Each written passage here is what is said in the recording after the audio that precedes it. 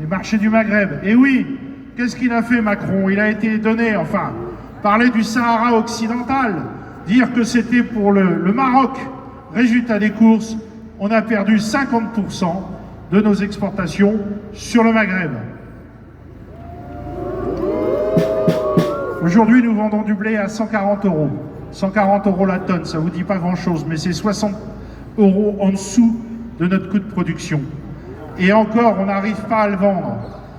Notre coopérative, qui est pas loin de chez nous, a fait l'Assemblée Générale il y a 8 jours. 4,5 milliards de chiffre d'affaires. Ils ont perdu 700 millions d'euros cette année. Pour vous dire comment tout va bien.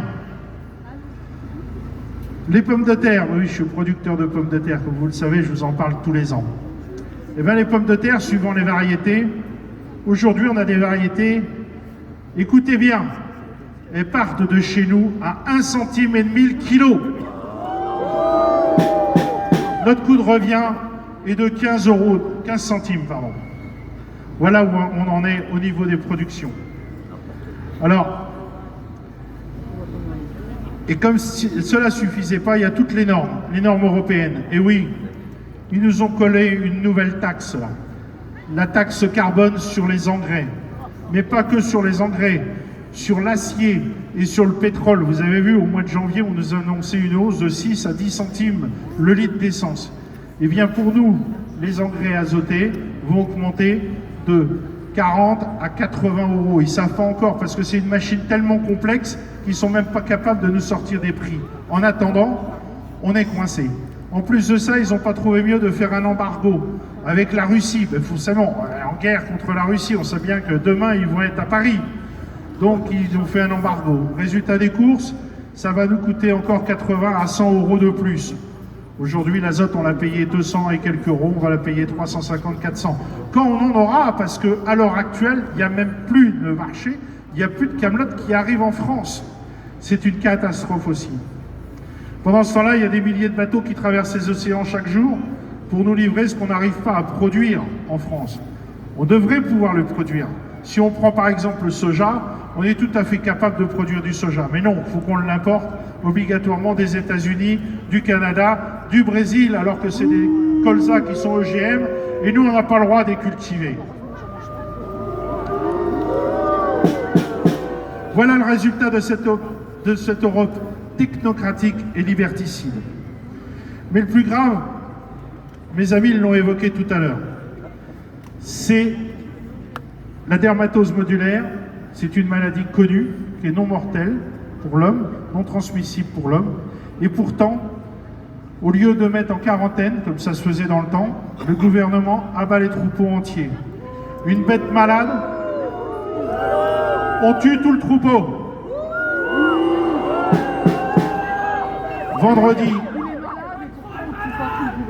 c'est une folie, c'est un crime économique, c'est un crime agricole. Aujourd'hui, notre élevage représente en bovin entre 16 et 17 millions de bétail, de têtes. Il parle d'en supprimer 10%. Ça fait plus d'1,5 million de bêtes. Aujourd'hui, on en est à peu près à 1000 abattus. Vous voyez un peu le carnage que c'est. Je ne vous parle pas des tonnes de viande qui sont gaspillées, alors qu'il y a des gens, des bons Français en France, qui meurent de faim et qui n'ont pas assez à manger. Exactement.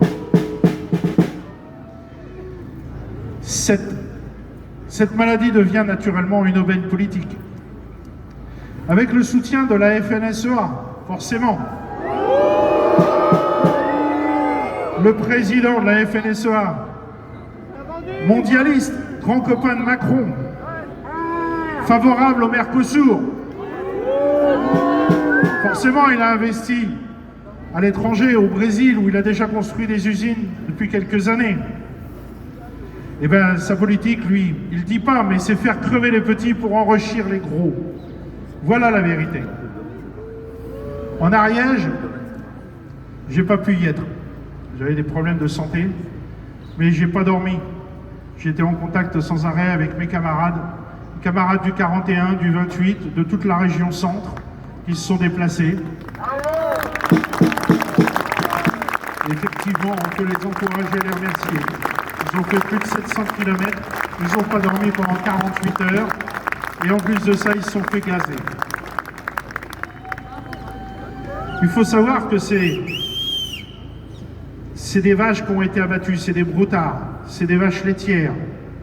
Et en plus de ça, il y avait déjà des vaches qui étaient déjà en gestation, donc il y avait des petits veaux à l'intérieur. Ils les ont euthanasiés. Ils ont tué les veaux aussi. À quel titre? Pour une bête qui était malade et elle était déjà morte. Il aurait fallu tout simplement les mettre en quarantaine. Mais Madame Genevard, non, il n'en est pas question.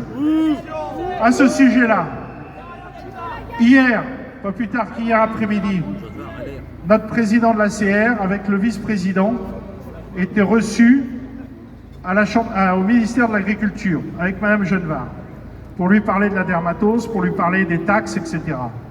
Madame Genevard a répondu qu'il était hors de question qu'on change le protocole et que s'il fallait qu'on abatte le cheptel entier, on abattrait le cheptel français entier. Quelle honte!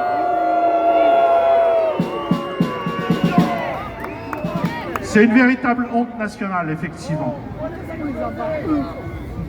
Et pendant ce temps-là, il ne faut pas oublier, l'agriculture s'effondre, mais l'industrie aussi. Nous pouvons aussi avoir une pensée pour des amis du Loiret, de chez Brandt, qui ferment. Le tribunal a donné juste 3 jours pour trouver une solution. Brandt, c'est 700 salariés jetés à la rue. Mais à qui profite le crime? Exactement.